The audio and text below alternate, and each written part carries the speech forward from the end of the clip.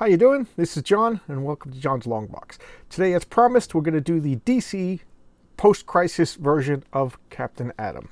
Now, what do I mean by all that? Well, first off, if you saw my video yesterday, we talked about Captain Atom, the original Captain Atom, who was a Charlton Comics character created by Steve Ditko. And Charlton was its own comic book company. I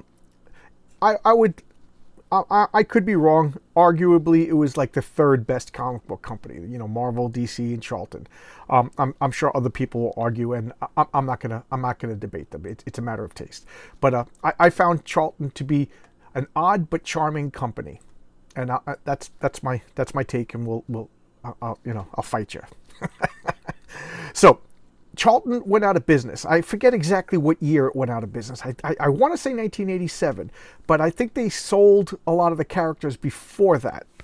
But I think they officially shut down production in 87. I think they might have sold some characters to generate revenue, but it didn't keep the company afloat. So DC had a big history of acquiring characters. They bought all the Fawcett characters. That was I talked about Captain Marvel, Shazam Captain Marvel, in a previous video, but I will be returning to Billy Batson soon, and I'll talk about that lawsuit again. But this was just a straight out business deal. They bought these characters, and the Charlton characters, Alan Moore wanted to use them for the Watchmen, and then when they read the Watchmen script, they changed them. So this is Dr. Manhattan, that Dr. Manhattan was based on.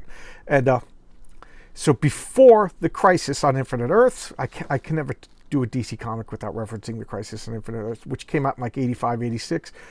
It was the Earth, the DC universe was different planets. Earth 1 was what we know. Earth 2 was like the original superheroes. Earth 3 was the bad guy versions. Earth 4 was the Fawcett superheroes, and Earth 5 was the Charlton universe. But then the Crisis happened. Everybody got merged onto one planet, and they restarted. This gave him a free reign to start Captain Atom over from scratch. So this is supposed to be his first appearance in the new post-crisis DC universe. How geeky was that explanation? I mean, geez, you have to like comic books to sit through that explanation.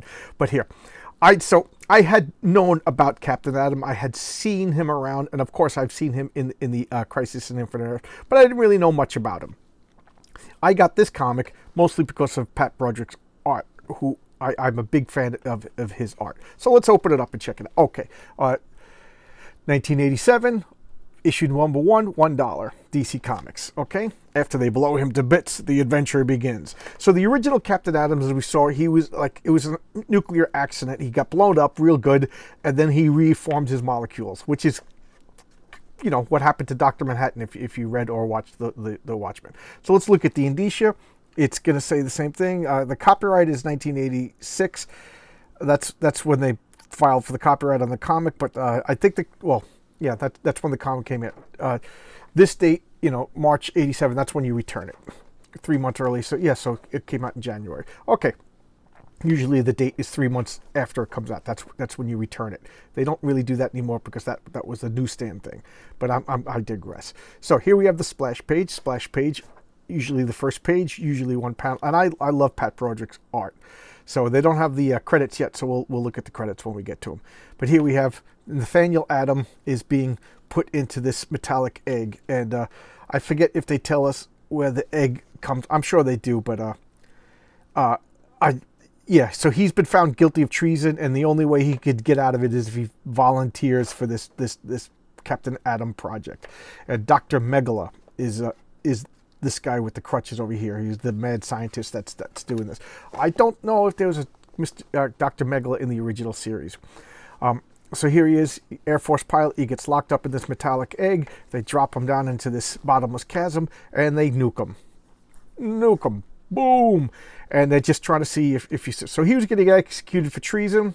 Of course, it was trumped up charges. He's innocent. He's a good guy. And boom, they blowed him up real good, and he's got to survive. And it's no spoiler. He's going to survive. So Cary Bates is the writer.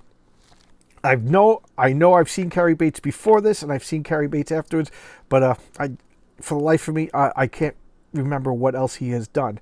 I really like this series, so I'm a fan of his just from the series. It was lot of twists and turns and intrigue. He did a good job. But I got this because of Pat Broderick.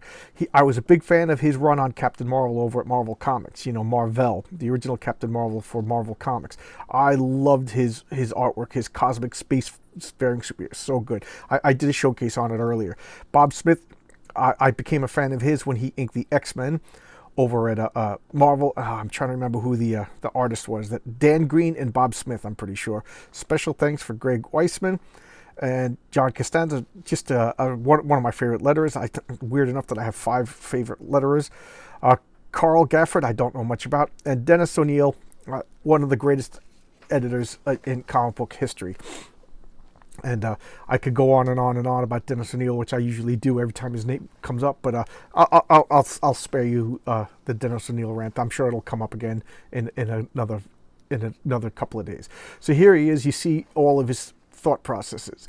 So this magic metal, and I can't for the life of me, I can't remember what the metal is. But Marvel has vibranium, DC has promethium, and vibranium is supposed to be the metal absorbs vibrations and changes frequencies and stuff like that.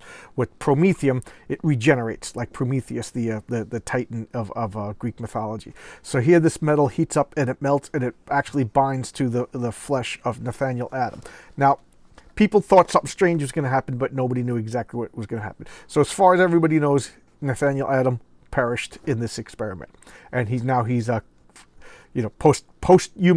posthumously cleared of all these trumped up charges. And this is his daughter, survivor. They have to tell her that her father died. And boom, what the hell? And here he materializes. Look, he's all like metallic, shooting out airplanes, lashing out. He made the plane, what's going on? And what's going on? I just love this artwork. And the troops come out, and look at this horrific, just it looks like it hurts. Varouche, I like, they're fired at him, little battle. They don't know what's going on. They take him out. I need a doctor. That's like a doctor been trying to reach you, doctor. So like, what's going on? And look at that drawing. I just love that. To me, that looks more Steve Ditko than Jack Kirby, but I love Pat Broderick, and I love this color line. There's a word for it, but the word escapes me. So that he's shedding like excess molten steel it's like turning into radiation. So they have to keep him isolated. You see, they're behind the screens and they're observing, but they don't know what he is. He goes, we've detected the sound of a human heart pumping steady, like internal temperature 98.7 degrees. They're like, what's going on? And then he's still shedding excess mass until he looks like, sculpted silver. He looks practically like a man. What's going on? And, what's going on? Who are you? This is General Ealing. He's like, General Ealing, that's the one who was supervisor of the project. He goes, Ealing, what happened to you? You look so old. He's like, clear the room. He puts 2 and 2 together. He clears the room. He's like, I remember a sense of humor. I don't share. I'm curious what you remember about that afternoon. He's like, the afternoon? He's like, yeah. The Megalith test. I survived the Captain Adam project. You won't know the deal. Get me a phone. Why am I strapped down? Take a good look, soldier. He goes, you see these 2 stars? You're adjusting a general. He's like, so Colonel, you became a general overnight? No way. That doesn't happen, not even in movies. He's like, John Wayne is dead. He's like, the Duke, what's going on? Martin Luther King is dead. He goes, what's going on? And Robert F. Kennedy's dead. He goes, oh my God, look at me. What happened? He goes, Lyndon Johnson, Herbert. He's just going, what's going on? He goes, so now he's just getting mad. He powers up and he's figuring out the explosion, the energy absorbed to that metal and shot him through time. So it was like 20 years later, and here's the guy that was on the crutches. Now he's, all Stephen Hawking'd out. And he's explaining to him, all this nuclear energy got channeled through this metal, and you got propelled 18 years in space-time, and now you're back, and look at me, I'm an old man, and, the experiment works. So now he's able to transform himself into human, and he's, observing everything. Yes, sir, he's still in the Air Force, which to me makes no sense because it's 18 years later, but what do I know? But he's also declared top secret, super double secret probation status. So now they're checking out everything, and look like a Saturn V rocket or whatever. And look at this guy. I forget this subplot. What's going on here? The rocket. He's killing this guy. Look at that big, huge guy. And oh, I skipped a page. They eject him, and here's Dr. Megala over here finding people dead. What's going on? He goes, "Who wants you?" Oh, somebody tried to kill Dr. Megala. This guy stopped it, and somebody put Captain Atom in the spaceship while he was out cold, so he's breaking free. And here he is. He's just silver, like the Silver Surfer, but he has like hair and more features than the Silver Surfer, and he's learning that he could manipulate gravity and everything and fly. So here he is flying. You know, I kind of like that when superheroes start discovering their powers. I always get like a little annoyed when a guy gets powers and then instantly knows how to use them to the best of his ability. So, you know, origin stories are usually, you know, kind of the same story told in a different way. Because guy gets his powers, learns his power. This was interesting in that it involved the time jump. And of course he's going to go home, and what's that? That's his daughter, you know. And he sees Dr. Megala. Of course, he figured out that the first thing he would do is go check out his daughter. He's like, "What's going on?" He's like, "You can't, she thinks you're dead. She's moved on. She's, you know, your ex-wife, or your widower, she moved on, married somebody else. You know, you're dead. You can't just go in there and show up and you know, disrupt their life. You know, they moved on." And he's like, "Oh no, what are we gonna do?" And Dr. Megala is talking about how he's gonna. I had theories about all these things, and I'm going to teach you how to. So he is looking, wearing a jacket. I just kind of like that. You know, I guess it's the human need to wear clothes, even though he's covered in metallic skin and doesn't feel the temperature. But here he is, Dr. Megala's, Alpine supervillain headquarters. Because yes, he's the mad scientist who turned out to be the bad guy. Spoiler alert. So now they're testing. He's firing his machine gun, and I like that you can see his face, he's still kind of flinching. I don't care who you are. You know, maybe in a couple of years he won't flinch. But the only thing, just bad gun safety etiquette, is Dr. Megala's right. There should be a shield in front of him. You know that you'll shoot your eye out, kid? I literally had a BB gun, fired it at something at metal, and it literally came back, and it hit me right on the shoulder. Made a big old welt. And, and that was just a BB gun. So using this machine gun, this is just bad. Bed. So now he had enough, and he slags the gun using fire, using laser beams, and all it does is he absorbs the energy, and he could redirect it and channel it. He could turn it into strength. He could turn whatever into anything. And it's I know this is a nitpick, but I'm a nitpicker. He's called Captain Atom, but he controls energy. Later on, there's a bad guy. They do the same thing. They copy the experiment, and he becomes Major Force, and he controls matter. They got the powers mixed up. Captain Atom should control matter, because atoms are matter, and Major Force should control energy. What do I know? I'm just a crazy person. So here we are. The powers that be behind the scenes is always a smoky general, and I've said this all the time. How does anything get done when every general in Marvel and DC are supervillains, and every senator in Marvel and DC is supervillains? So here comes guys are coming down, and look, you see he learned the ability to turn himself into human looking, burned off the clothes, and he wants some answers. He wants some answers. So here lies Angela Elling, wife. You buried my wife, and he's like, you won't kill me, Captain. I buried the woman I loved. The woman. So he ended up marrying his widow, changing her name. So twists and turns, a lot of heartache, a lot of drama. That's why you can't go see your daughter. She moved on, and here.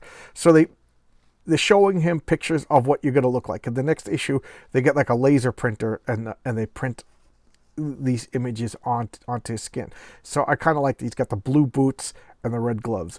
And there you go. That's the first issue. Captain Atom sets up, they change his name. They give him another name. He actually goes and meets his daughter, and she's like, "Yeah, you look familiar to me. Why do I feel so and it's torture because he can't tell her who she is. You find out who the bad guys are. They introduce a new villain. and he becomes like a Superman level powerful villain. He joins the Justice League. I think he joins Justice League Europe when they split the teams during the 90s. The Justice League was gangbusters. They had Justice League International, Justice League Europe, Justice League America, Justice League Quarterly, and he led one of the teams. I think they kind of did him dirty because now, like in recent comics, he's like the government stooge superhero. So whenever like they need like, you know, if you guys step out of line, and then Captain Atom shows up and looks menacing, you know, and he could generate radiation that will simulate kryptonite, so he's even a threat to Superman. I don't know. I don't like that. They you know, he's the heavy whenever they want to get. I just don't like that. I like Captain Atom. So I have a soft spot for Kirby creations, and I have a soft spot for Ditko creations, and I don't like that they kind of made him the bad, you know, the enforcer for government, you know, over regulation and you know, power and authority. But there you go. So this is Captain Atom, the DC version. I hope you enjoyed this. I didn't ramble today. I didn't repeat myself. I'm trying to keep everything short, so I'll end it right now with thank you so much. Happy New Year, everybody. I'm trying to keep my resolution for a video a day. Trying to keep it as short as possible and not repeat myself. And thank you so much. I appreciate that you took time out of your busy day to watch my videos. Thank you a lot. I'll see you tomorrow. Bye-bye.